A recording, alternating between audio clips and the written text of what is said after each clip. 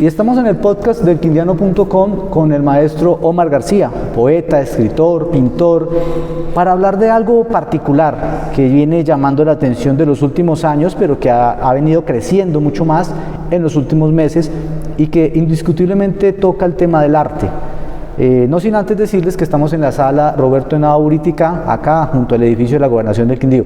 Maestro, qué gusto para hablar con usted de inteligencia artificial, pero sobre todo en el arte, sobre todo el arte pictórico, que es el que nos compete, porque sabemos que está llegando este tema a incursionar o a permear más bien la escritura, el arte publicitario, en cierta manera el cine, por supuesto, e incluso en el momento de grabar este podcast hay una huelga de guionistas y de actores en Hollywood que se relaciona mucho al futuro de la inteligencia artificial y cómo los puede dejar sin trabajo. Pero hablemoslo particularmente de lo que usted ha investigado durante los últimos años en relación al arte pictórico.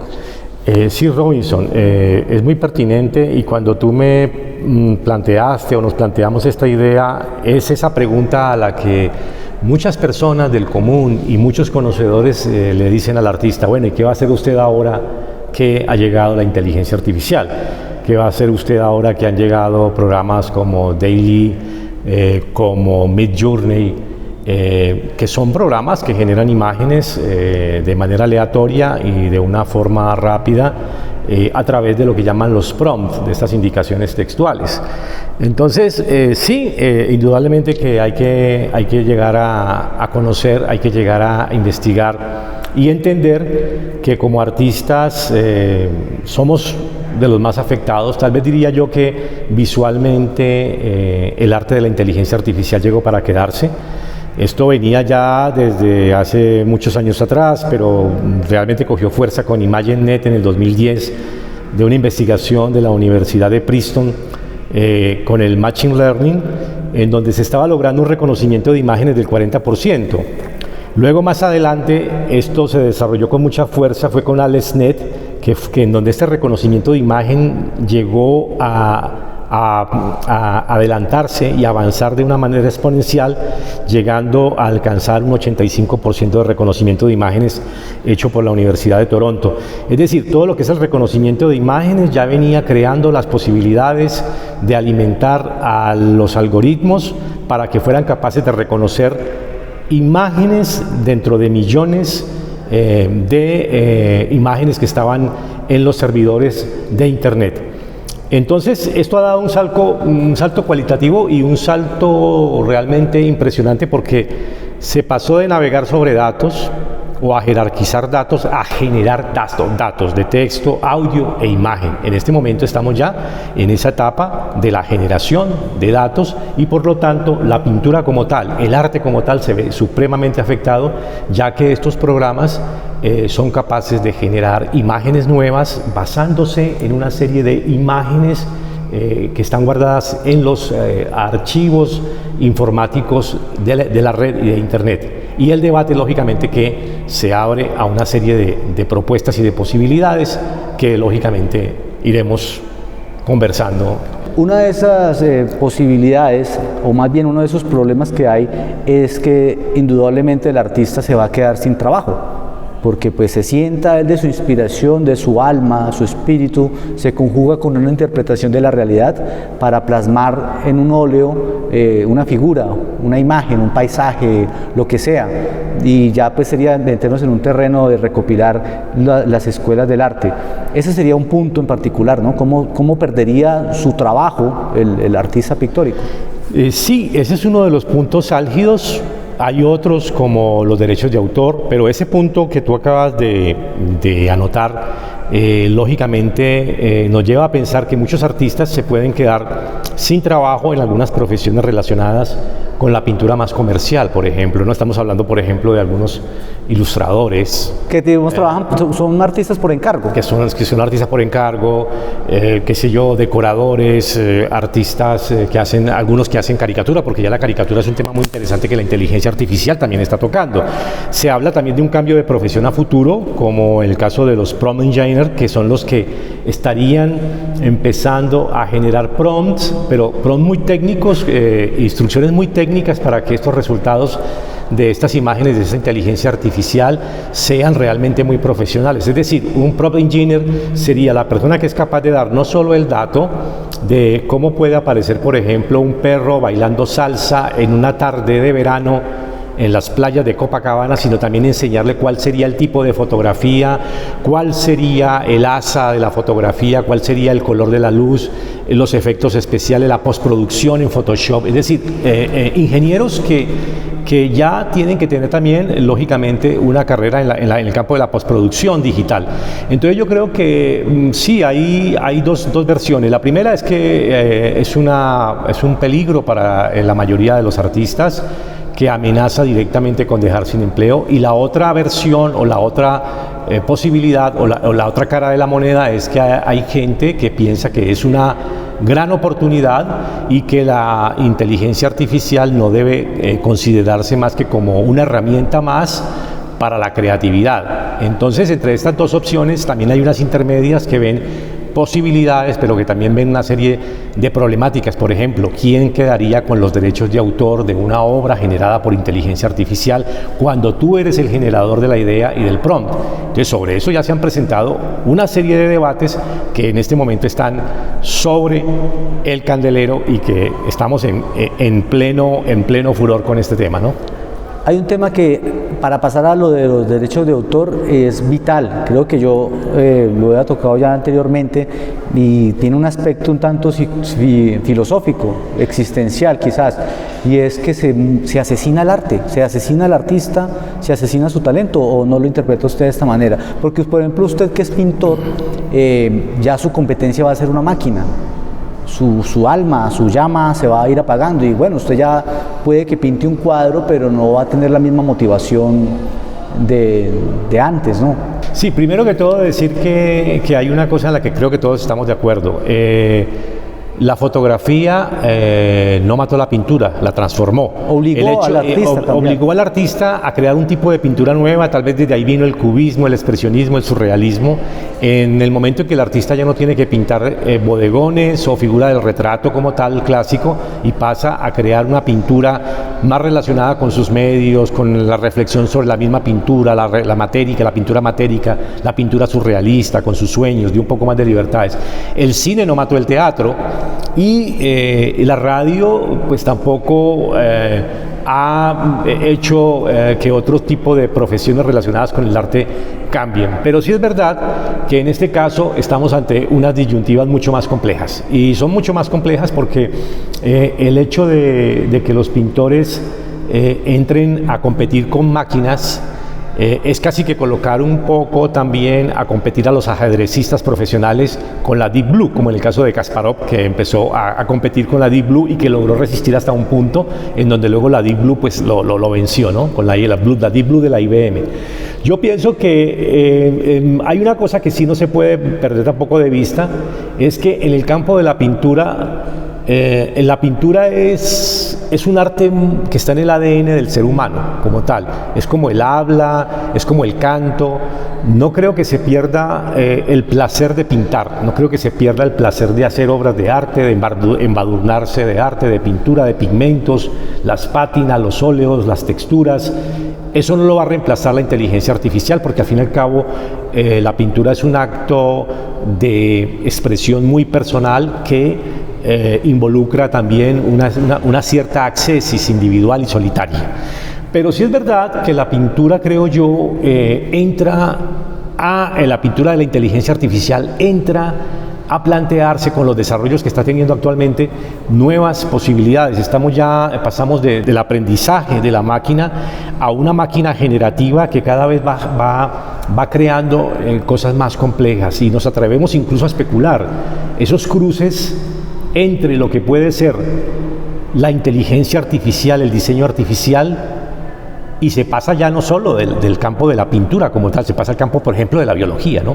Entonces empezamos a soñar quimeras, el sueño de la razón produce monstruos, de lo que hablaba Goya, y algunos ya van por allá, algunos ya están hablando de quimeras, algunos están hablando del tema que ha vuelto a salir también muy a la palestra, que es muy colateral también, pero que está ahí muy presente, que es el tema de la simulación.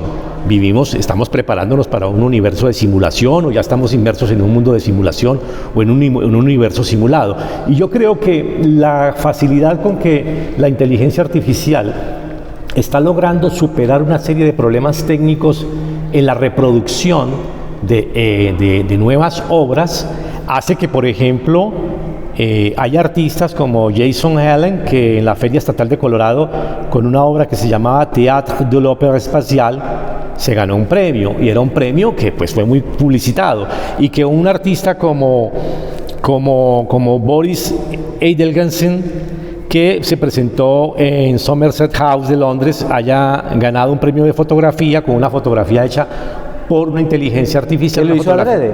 Y lo hizo adrede, pero lógico que él rechazó el premio, ¿no? Claro, Él lógicamente fue muy honesto y rechazó el premio, pero esto puso a pensar a la gente, dijo, bueno, ¿hasta qué punto esta inteligencia artificial es capaz de expresarse plásticamente?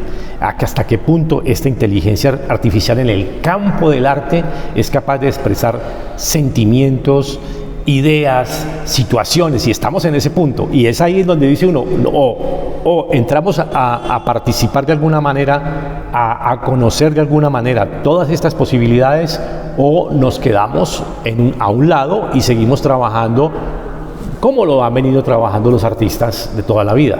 El arte siempre ha estado muy vinculado a la tecnología, porque no me imagino que sea el mismo método y los mismos materiales los que se utilizaron hace 2000 años para plasmar un arte pictórico o escribir un poema.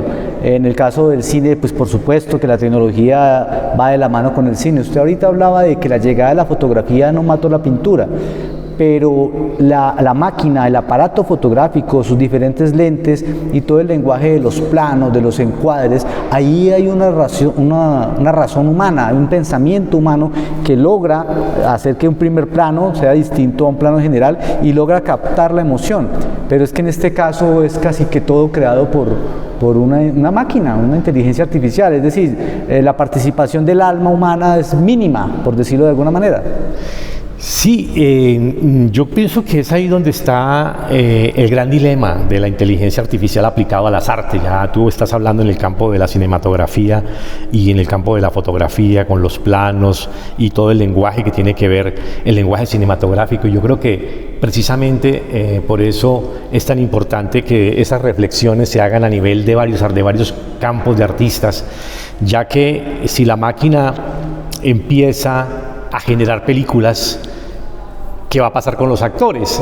Si la máquina empieza a generar actores, entonces ¿qué va a pasar con los directores? Y todo esto es un juego de espejos, es como si estuviéramos en un juego de espejos bastante complejo, en donde no sabemos hasta dónde el avance de esta inteligencia artificial nos va a llevar a quedar relegados rápidamente, o si de pronto empezamos a convertirnos en unos seres multidisciplinares, porque precisamente hace algún tiempo se hablaba mucho, hasta hace pocos años, ya no tanto, en donde se conjuga la poesía con la pintura, y resulta que ahora con la inteligencia artificial el prompt de por sí es un texto literario, poético, si se quiere. Midjourney, por ejemplo, es un programa que está siendo entrenado y alimentado con pintura con la mejor pintura del mundo, tanto la antigua como la moderna. Yo hice un experimento con unas obras de Hieronymus Bosch el Bosco, y la verdad es que salen cosas bastante extrañas y bastante reveladoras de hasta dónde puede llegar una inteligencia artificial a crear cosas nuevas con estilos pero saliéndose de los estilos de. Entonces sí, es verdad que el problema de la inteligencia artificial es que puede dejar relegado en determinado momento, y eso es lo que han planteado muchos generadores, empresarios, ingenieros de inteligencia artificial, el peligro de que la inteligencia artificial, llegando al campo de la singularidad del que tanto se habla, el campo en donde las máquinas y las computadoras superan en conocimiento en todos los campos del conocimiento al ser humano. En esa época de singularidad se habla de 10, 15, 20 años, algunos hablan de menos. Algunos dicen que ya estamos en el campo de la singularidad. ¿Hasta qué punto estas máquinas deciden prescindir de quienes les crearon, ¿no?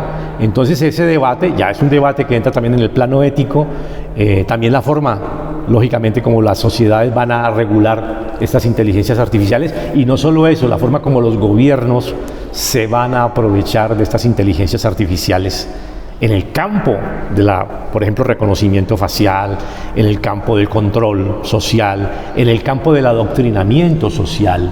Entonces, mire, Robinson, que estamos entrando en un tema que viene desde la pintura, puede ser los garabatos de la cueva de Altamira, y en este momento estamos en un punto en donde esos creadores, esos poetas, esos pensadores, esos artistas, esos directores de cine, toda esta gente está entrando a plantearse, bueno, ¿y qué va a pasar ahora? Y nosotros nos preguntamos también como artistas y como pintores, ¿y qué carajos va a pasar ahora? En ese punto estamos en este momento. Esa es la pregunta vital, porque también sabemos que el arte es un negocio y no visto desde la forma despectiva, mercantilista, barata o vulgar, sino siempre lo ha planteado. Vaya, búsquese o cómprese en una casa de subastas un original de Goya y le vale a usted millones de dólares. En el tema de la música, pues cuánto vale la entrada a un concierto, cuánto vale una copia de un libro. Es decir, el arte que usted escoja es un negocio porque de algo hay que vivir, y muchos artistas lo tienen muy claro. Hay arte por encargo, por ejemplo la Capilla Sixtina, pues una obra por encargo, preciosa, pero en últimas es encargo. Tocaba el tema de la tecnología porque hay un porcentaje de la tecnología inmiscuido en el arte. Retomemos nuevamente el tema de la música. Anteriormente pues estaba el LP, lo conocido como el acetato, pero luego se digitalizó, pero hay un porcentaje de tecnología.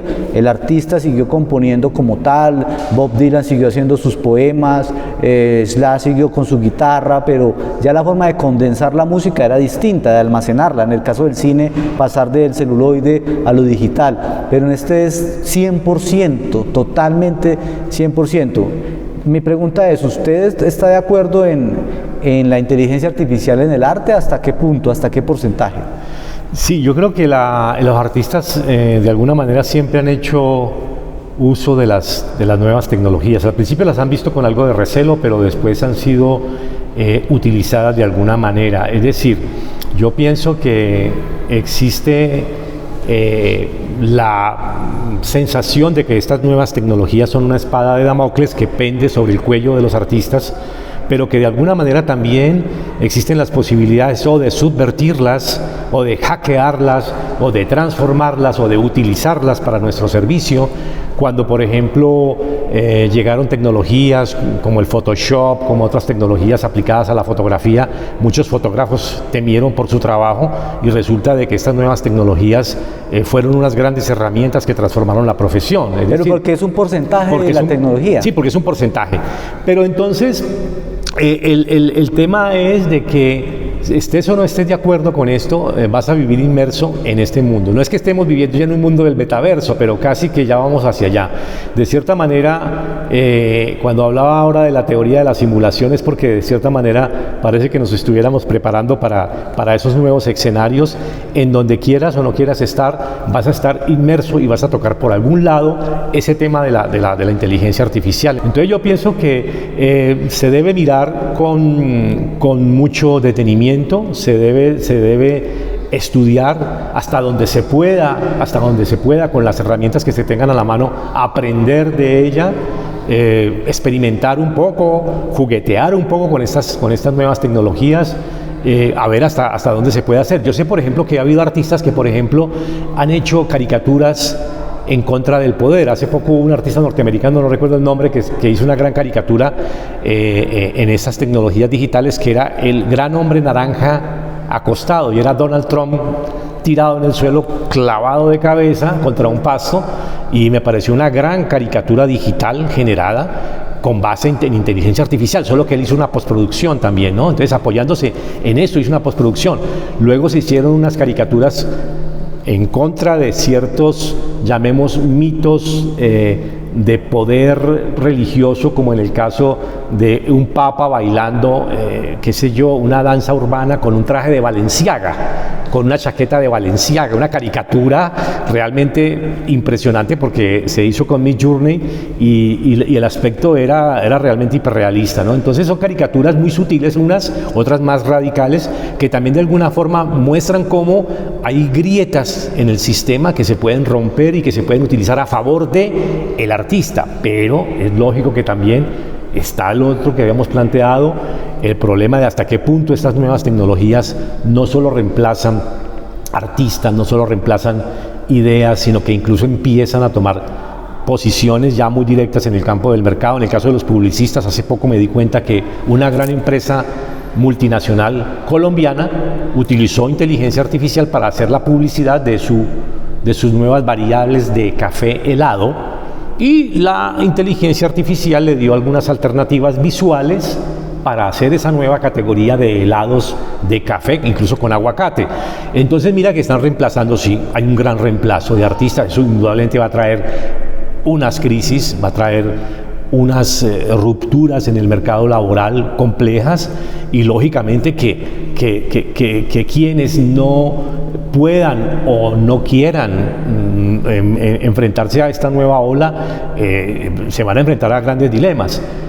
Pero yo creo que el arte como tal, en el caso de la pintura, volviendo al tema de la pintura no desaparecerá. ¿Y sabes por qué no desaparecerá? Porque la pintura, para quien la practica, tiene que ver mucho con la textura, con el olor, con el color, con el tacto, con el desplazamiento, con la energía que se imprime en una obra.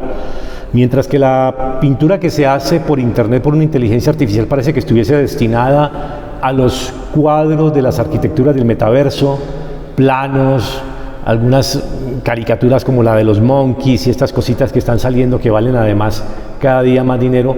La pintura tiene una liturgia personal que no se va a perder, al menos para quienes la practican, ya no de una manera comercial, como tú lo dices, sino de una manera artística y expresiva.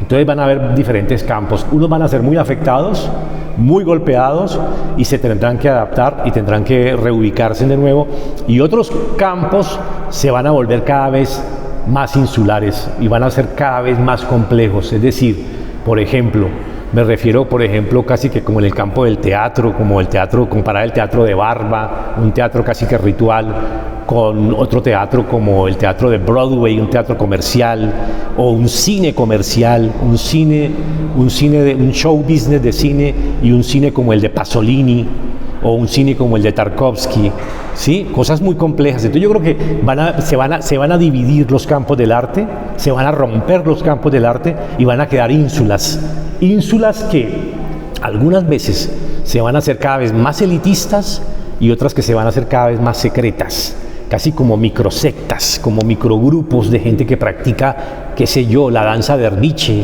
o que practica el judo o el karate, pero del tiempo de Confucio, cosas así por el estilo. Yo pienso que un poco las cosas van a ser así. El arte se va a empezar a fragmentar, y habrá un gran campo del arte comercial que aprovechará esas posibilidades de la inteligencia artificial y se sumará a esas tendencias, y habrá otros campos del arte que se replegarán, que harán de cierta manera resistencia espiritual en ese sentido. Usted, ya para terminar, ¿está explorando esta inteligencia artificial en su obra, o ha empezado como a encontrar ese lugar para hackearla poco a poco? He estado experimentando como un niño que encuentra un juguete que le brinda muchas posibilidades. Por ejemplo, yo invito a quienes nos escuchan a que se metan a la plataforma de PicFinder. En PicFinder, que es gratuita. ¿Cómo se escribe? PicFinder es P-I-C-K, y Finder de encontrar, Finder de encontrar, PicFinder.